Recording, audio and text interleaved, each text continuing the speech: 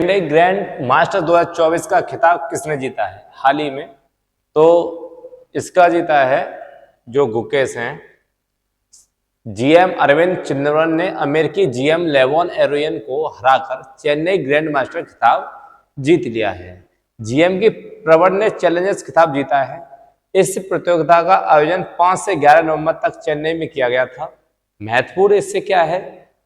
अर्जुन एरगैसी शतरंज की live rating में दुनिया के दूसरे नंबर पर पहुंच गए हैं। वहीं पर भारत के सबसे कम उम्र के शतरंज खिलाड़ी अनीश सरकार बन गए हैं, जो कि हमने पिछले दिनों में बताया, जो उनकी महज उम्र सिर्फ 3 वर्ष है।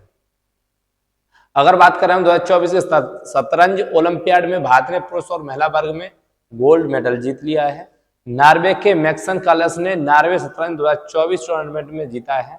वर्तमान विश्व शतरंज चैंपियन डिंग लिरेन जो चीन के हैं। भारत के 85वें शतरंज ग्रैंड मास्टर पी श्याम निकले हैं। वहीं फिडे की बात करें तो फिडे कैंडिडेट्स में जीत हासिल करने वाले दूसरे भारतीय गुकेश डी, यानी पहले विश्वनाथ आनंद थे और जो दूसरे हैं वो गुकेश डी हैं। वहीं पर 61वीं राष्ट्रीय शतरंज चैंपियनशिप में कार्तिक वेंकटरमन ने जीत हासिल की है। अब बात करें हम अगले क्वेश्चन की। उस क्वेश्चन का है 66वां अखिल भारतीय कालिदास समारोह कहां पर होने जा रहा है या कहां पर किया गया है? तो किया गया है मध्य प्रदेश, जिसमें उपराष्ट्रपति जगदीप धनखड़ मध्य प्रदेश के उज्जैन में 66वें अखिल भारतीय कालिदास समारोह का उद्घाटन किया है। इस समारोह का आयोजन 12 से 18 नवंबर तक चलेगा और इस कार्यक्रम में साहित्यिक कलाकारों को सम्मानित किया जाएगा, जितने भी कवि हैं और जितने भी लेखक हैं उनको, क्योंकि कालिदास एक लेखक थे। इस समारोह में महाकवि कालिदास के प्रमुख रचनाएं की बात करें तो अभिज्ञान शकुंतलम, विक्रमोर्वशीयम, मालविकाग्निमित्रम, रघुवंशम, कुमार संभव और मेघदूत और ऋतु संगारम जैसी इनकी प्रमुख रचनाएं रही हैं। साल 1979 मध्य प्रदेश सरकार ने उज्जैन में कालिदास अकादमी की स्थापना की थी। वहीं महाकवि कालिदास चंद्रगुप्त द्वितीय विक्रमादित्य के दरबार में रहते थे। सम्राट विक्रमादित्य की राजधानी भी उज्जैन थी और वहीं के ये निवासी थे। भारत के पहले अंतरिक्ष अभ्यास का आयोजन किसने किया है? तो ये किया है रक्षा अंतरिक्ष एजेंसी, जिसे कहते हैं डिफेंस स्पेस एजेंसी, जो किया है इसने हाल ही में। बात करें हम भारत का पहला सैन्य अभ्यास अंतरिक्ष अभ्यास कब किया गया? तो 11 नवंबर 2024 को अभी हाल ही में हुआ है। 11 से 13 नवंबर तक ये चला था। अंतरिक्ष आधारित खतरों से निपटने और देश की अंतरिक्ष संपत्ति के रक्षा के लिए यह अभ्यास आयोजित किया गया है। एकीकृत रक्षा कार्मिक मुख्यालय की रक्षा अंतरिक्ष एजेंसी ने अंतरिक्ष अभ्यास 2024 का आयोजन किया है। वहीं भारत में रक्षा अंतरिक्ष एजेंसी की स्थापना सन 2019 में हुई थी। उसके बाद लॉकडाउन हो गया, उसका और कोई कारण रहे, लेकिन पहली बार 11 नवंबर 2024 को इसका समारोह हुआ है, मतलब अंतरिक्ष अभ्यास हुआ है। बात करें इसकी अंतरिक्ष अभ्यास से संबंधित कुछ तथ्य, तो उद्घाटन chief of defence staff general Anil Chauhan रहे इसमें, जो वहां पर मौजूद। मिशन शक्ति की बात करें तो डीआरडीओ ने युद्ध की स्थिति में दुश्मन देश की अंतरिक्ष आधारित संपत्तियों उपग्रह को नष्ट करने के लिए मिशन शक्ति शुरू किया है, जो हाल ही में 11 नवंबर को हुआ है।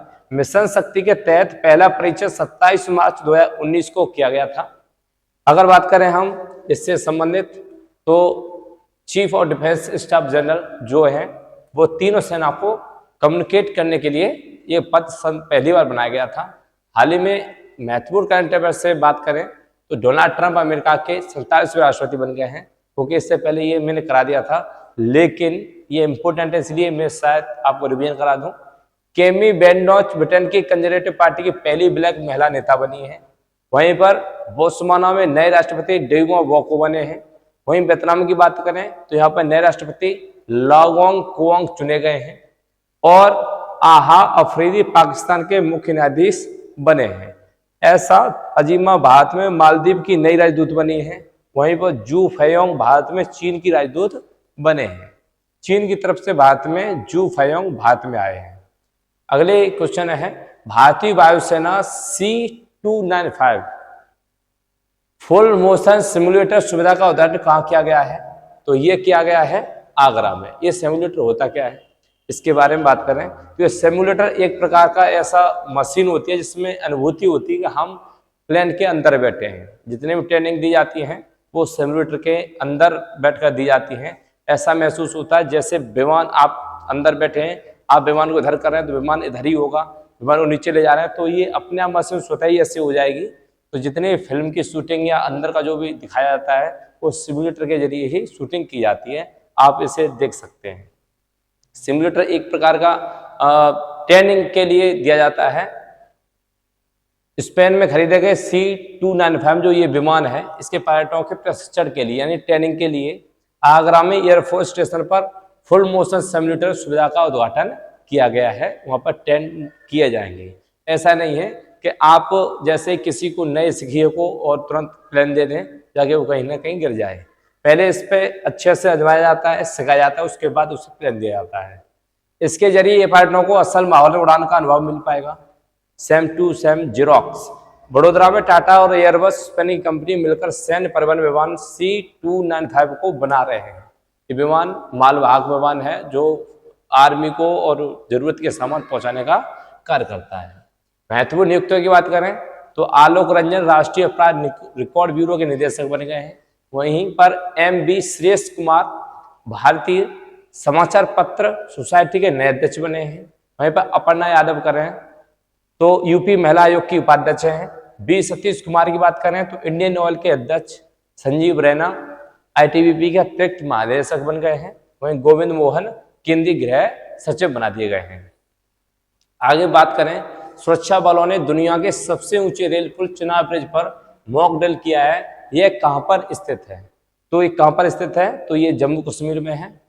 अब बात करें ये है क्या, तो मॉक ड्रिल है क्या, तो आप देख सकते हैं यहाँ पर मतलब सुरक्षा की दृष्टि से बात करें उस ब्रिज की तो ब्रिज की लंबाई 1315 मीटर है। यहाँ से लेकर यहाँ तक पूरी इसकी लंबाई, यहाँ से यहाँ तक की लंबाई जो ये है वो 1315 मीटर है।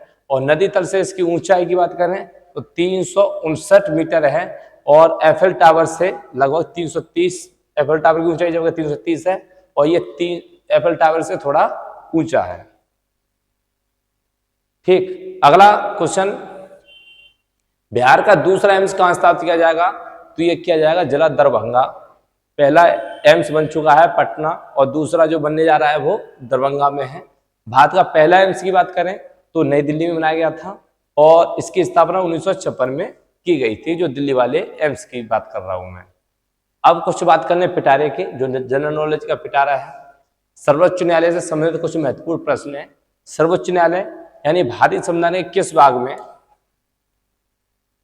किस भाग में संघीय न्यायालय न्यायपालिका का उल्लेख मिलता है? तो भाग 5 में। भारतीय संविधान की व्याख्या करने का मुख्य अधिकारी कौन है? तो वो है सर्वोच्च न्यायालय।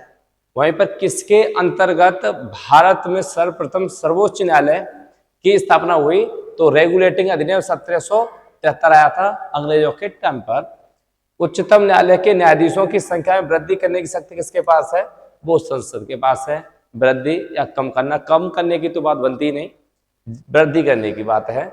जब राष्ट्रपति और उपराष्ट्रपति दोनों एक पद पर खाली हो तो वहां की जगह कौन संभालेगा? तो वो होगा CJI। अब CJI भी नहीं है तो वरिष्ठ न्यायाधीश। राष्ट्रपति और उपराष्ट्रपति के निर्वाचन में विवाद के मामलों को किसको प्रस्तुत किया जाता है?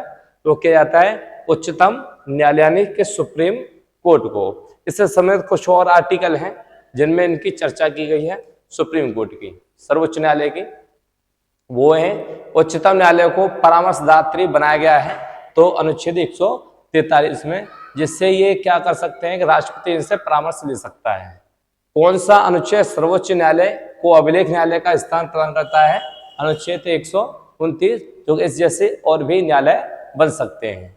राष्ट्रपति कानून मतलब इसकी कुछ और ब्रांचें जगह जगह हो सकते हैं।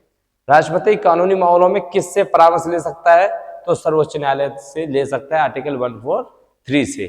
और लेकिन वो राष्ट्रपति उस जो लिया है उन्होंने उनसे परामर्श, उसको माने ना माने ये भी राष्ट्रपति को अधिकार है। जैसे परामर्श मिल गया और वो माने ना माने वो उनका अपना है।